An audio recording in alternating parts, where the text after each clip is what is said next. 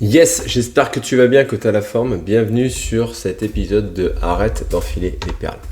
Aujourd'hui, j'avais envie de parler d'un sujet qui est vraiment sur le thème de la rentrée. C'est souvent la question, où est-ce qu'il faut s'entraîner pour réussir à avoir le plus de résultats? Et là, ma réponse, elle va être, on va dire, en plusieurs étapes pour pouvoir te guider, d'accord? On a toujours plein de choix, la salle de sport, à la maison, on peut s'entraîner en extérieur, on peut s'entraîner en salle de crossfit, on peut aussi venir s'entraîner dans des associations ou autres. On a plein de choix, on a plein de choix. Et j'ai envie de te dire, je pense que j'ai dû tester à peu près tous ces choix dans mon vécu et dans ma carrière de coach. Donc aujourd'hui, j'ai envie de te proposer simplement de prendre le temps de voir les avantages et les inconvénients de chacun de ces lieux pour que tu puisses à un moment donné, toi aussi, faire le choix qui va te convenir le mieux. À vrai dire, il n'y a pas spécialement de bons ou de mauvais endroits. D'accord? Il y a des endroits où tu vas pouvoir mettre en place des choses et des endroits où tu ne pourras tout simplement pas les mettre en place. Si tu apprends à te connaître et que tu testes les choses, tu vas voir très clairement où sont tes forces, où sont tes faiblesses et ça va te permettre du coup de pouvoir avancer. D'accord? Alors déjà, pour pouvoir avancer là-dessus, je vais te parler un petit peu de mon vécu. Moi, ça va faire plus de 10 ans que je suis coach, quasiment. J'ai commencé en association comme coach de boxe. Après, j'ai travaillé beaucoup en extérieur. J'ai fait du périscolaire. J'ai travaillé après en usine et j'ai même travaillé après en salle de sport. J'ai fait différents endroits, donc autant du milieu associatif que du milieu commercial, de l'extérieur et même du travail à domicile par moment pendant le confinement. Donc, je connais exactement les différentes possibilités qu'on peut se servir pour réussir à s'entraîner. La deuxième chose là-dessus, c'est que j'ai dû tester à peu près tous les formats d'entraînement. Je me suis entraîné en extérieur, je me suis entraîné en structure associative, je me suis entraîné en salle de sport, c'est même là actuellement où je m'entraîne le plus, et je me suis aussi entraîné chez moi. Donc, en fonction d'eux, on va avoir plein de possibilités à mettre en place, mais moi je pense très sincèrement que rien n'est figé dans le marbre. Donc, à tout moment, tu vas pouvoir changer d'endroit, d'accord? Je me suis entraîné longtemps en salle de sport. Là, je m'entraîne toujours un petit peu en salle, mais je m'entraîne de plus en plus en extérieur parce que je me suis mis plutôt sur du trail actuellement. Et à côté, ça m'arrive, quand j'ai voulu faire de la compétition d'haltérophilie, de m'inscrire sur de l'association, même si je me suis mis inscrit aussi à une association de trail. Donc, il y a des avantages et des inconvénients partout. L'objectif, c'est d'en tirer le plus d'avantages possible. Là, au jour d'aujourd'hui, si je devrais faire un choix dans mon activité, vu que j'ai envie de développer mes capacités au niveau du trail, je choisirai l'extérieur en priorité. Vu que j'ai le choix, je choisis l'extérieur, la salle et l'association. Mais c'est peut-être pas ton cas. Donc du coup, je vais te donner tous les avantages, tous les inconvénients. Et en fonction de ça, déjà, ça va te permettre de te guider pour faire ton choix. Ok? Si c'est pas déjà fait, je t'invite à liker, je t'invite à t'abonner et surtout je t'invite à partager, d'accord, du coup, cet épisode pour que un maximum de femmes qui ont envie de bouger puissent le voir. La deuxième chose, c'est que je t'invite à te lever, à écouter ce podcast en marchant et pas en restant assis sur ta chaise, d'accord? Cherche à bouger, cherche à aller chercher un minimum de dépenses caloriques. J'ai envie de te dire, là, pour m'écouter, t'as pas spécialement besoin de regarder ton écran. Donc, fais autre chose en même temps, tu vas voir, c'est pas mal. Ok? On est parti. Allez, on va commencer tranquillement, d'accord, avec la salle de sport. Ok? Je vais te donner 3 avantages, 3 inconvénients. Déjà, les gros avantages de la salle de sport, c'est que c'est un environnement qui est vraiment dédié, du coup, à l'activité physique. En salle, tu vas trouver des cours co, tu vas trouver de l'espace muscu, tu vas des fois trouver des espaces aqua. Tu vas avoir plein de machines, plein de poids libres. Donc, tu vas avoir une diversité et un choix qui va être vraiment au top. D'accord? La salle de muscu, j'ai envie de te dire, quand tu as envie de t'entraîner et de performer, oui, ça va être sans doute le meilleur des endroits. Mais par contre, ça va être aussi un endroit où tu vas avoir peut-être la nécessité de te déplacer, d'accord? Moi, je travaillais dans des salles, ils n'avaient pas de parking. Donc, soit tu habitais à côté, soit tu étais obligé de te garer sur les parkings payants et autres. C'est pas forcément pratique.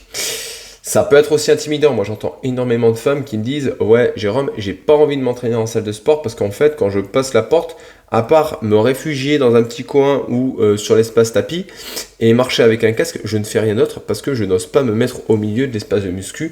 J'ai honte, j'ai peur et donc du coup, j'ose pas y aller.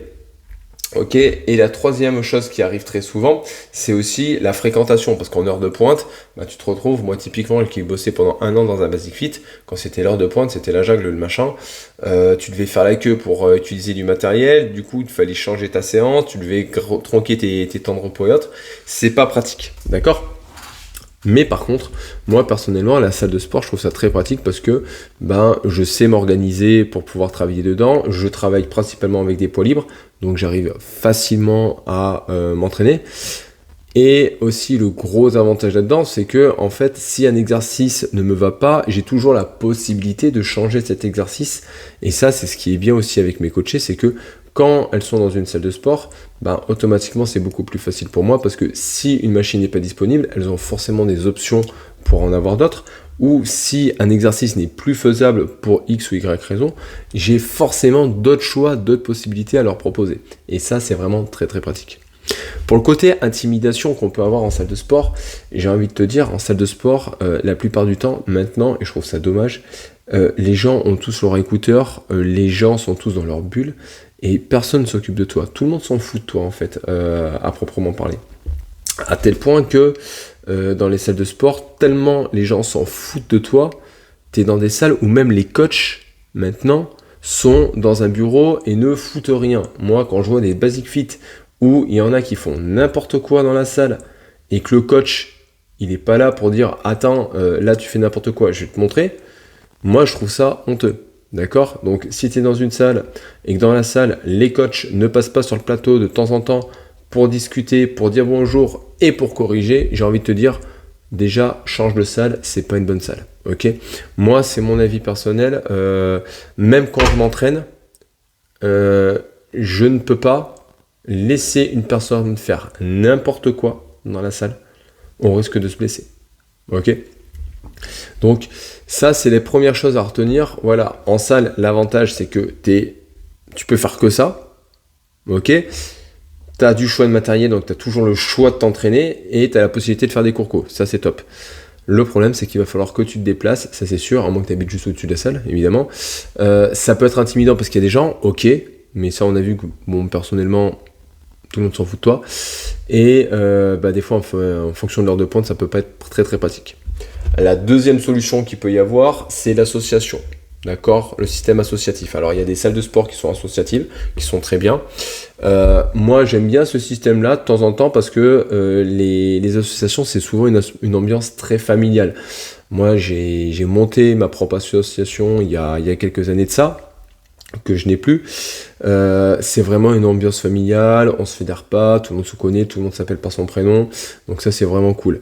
Pareil, c'est fait généralement par des personnes qui sont passionnées.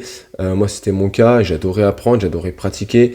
Et donc, du coup, j'ai aimé transmettre cette passion. Et quand je vois les coachs qui sont en salle associative, ils ont cette passion-là. Ils ont le temps, ils ont encore cette flamme-là. Et ça, c'est vraiment cool, pour le coup. Et aussi, y a les activités qui sont généralement assez diversifiées. On prend par exemple sur Clermont les Buges. On est sur une association multisport où vous avez du choix. Donc c'est vraiment top. Pareil, on a la SM Omnisport où on a énormément de choix en termes d'activités. Donc en fait, quand tu te lasses, tu as toujours possibilité de trouver autre chose qui va te permettre de te relancer.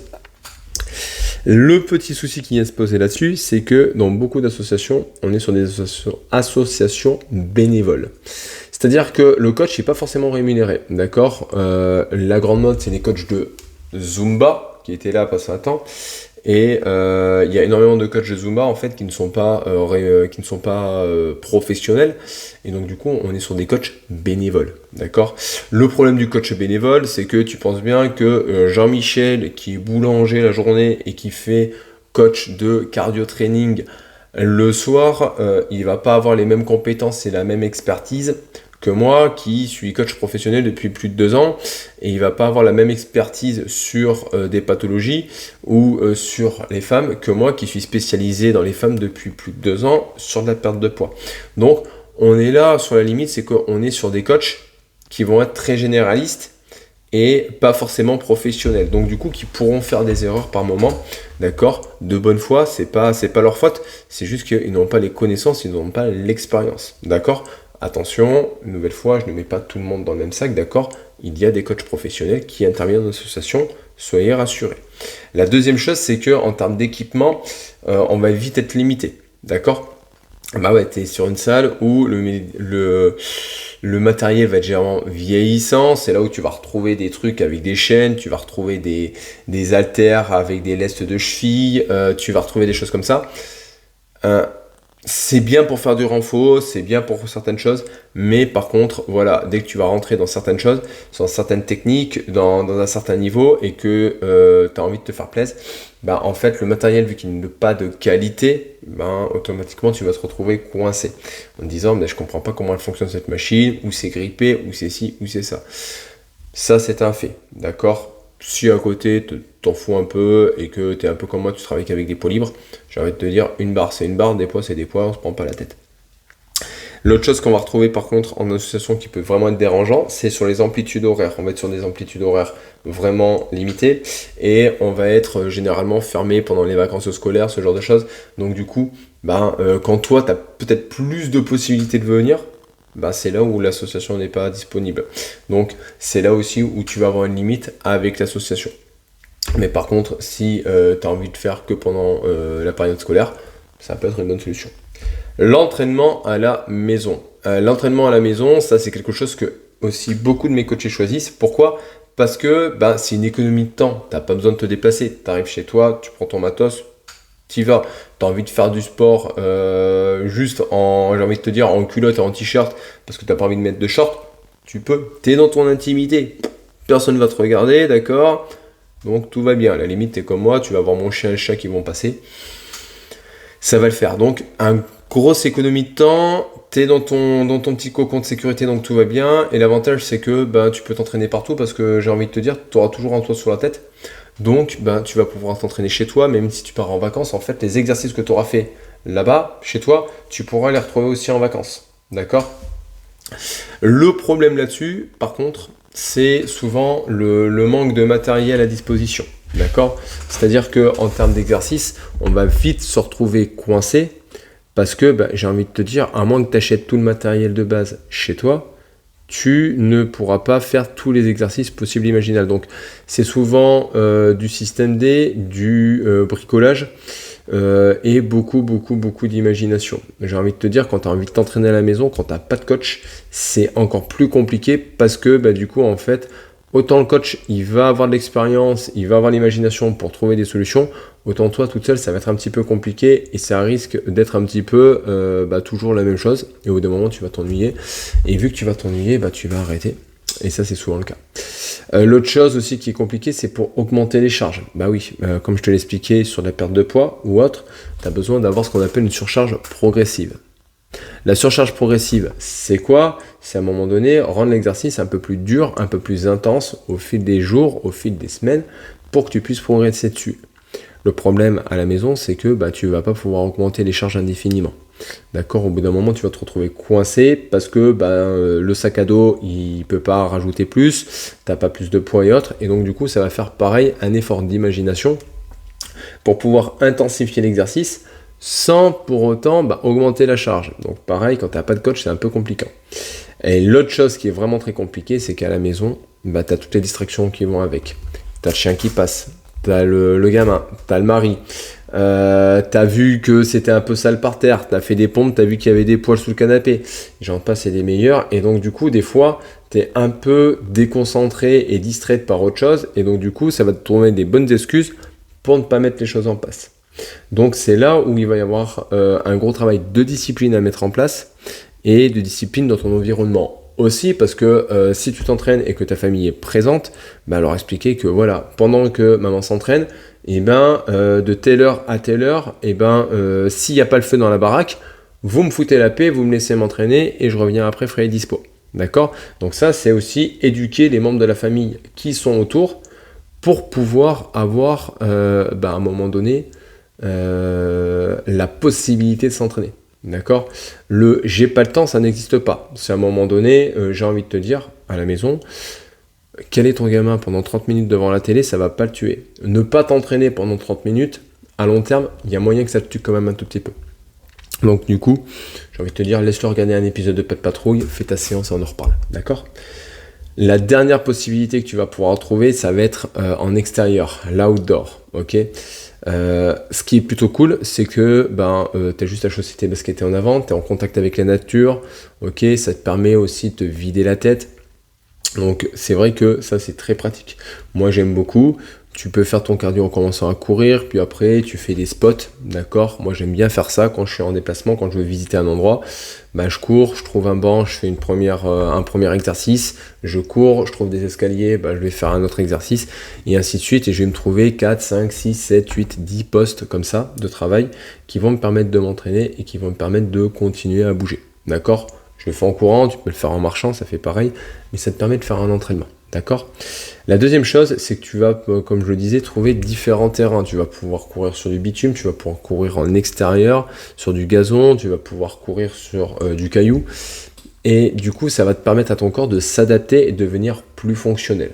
Donc ça, c'est plutôt un bon avantage, je trouve. Moi, pareil, en termes de capteur podo, ça peut être intéressant parce que ça va obliger ta cheville à travailler, ce qu'on ne fait pas forcément sur un sol qui est droit en salle ou à la maison.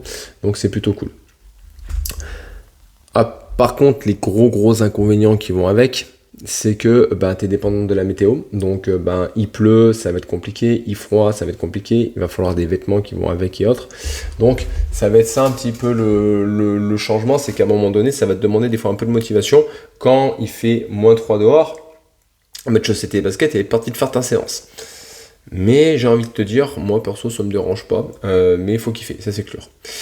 Pareil, tu vas avoir un choix d'exercice qui va être limité, parce que vu que tu peux rien transporter à proprement parler, à la limite un élastique, tu vas devoir être très imaginatif en termes de séance, et donc du coup pour reproduire et recréer cette surcharge progressive, ça va être un petit peu compliqué, parce que à un moment donné, tu vas pas pouvoir faire une surcharge progressive, ou alors va falloir être très imaginatif, d'accord? Alors, c'est possible, effectivement, moi je l'ai déjà eu fait sur des programmations, mais ça demande un effort d'imagination et une adaptation, d'accord?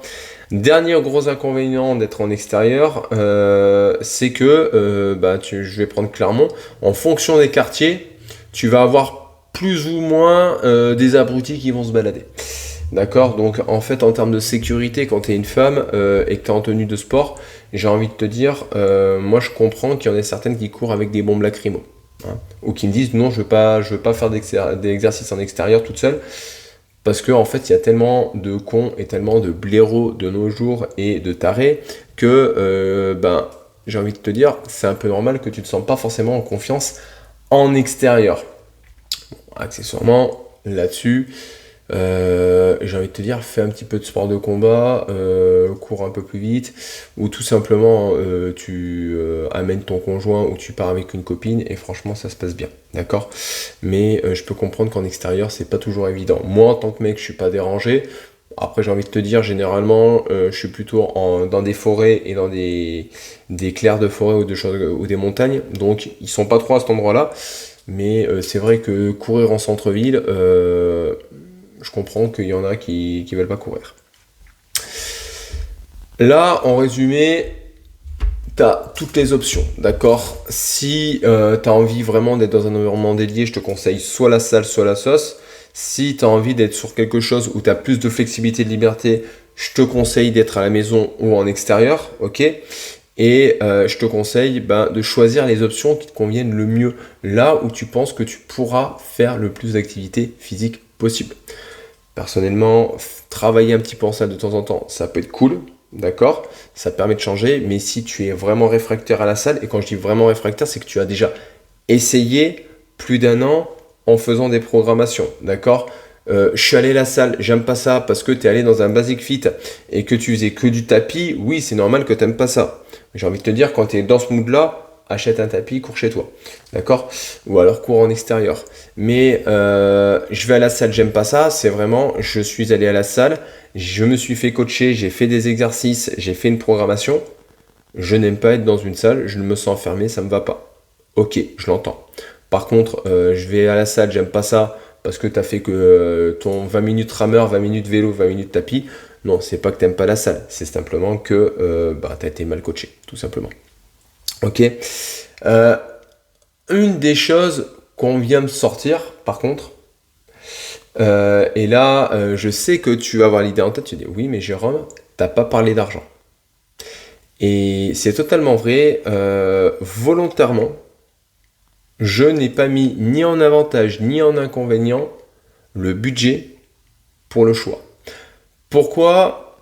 Parce que à un moment donné, en fait, vu le nombre d'euros que tu dois dépenser pour des conneries toutes les semaines, les fast-food, les petits cafés à droite à gauche, le nouveau iPhone, le ci, le ça, les abonnements qui servent à rien, qui courent partout.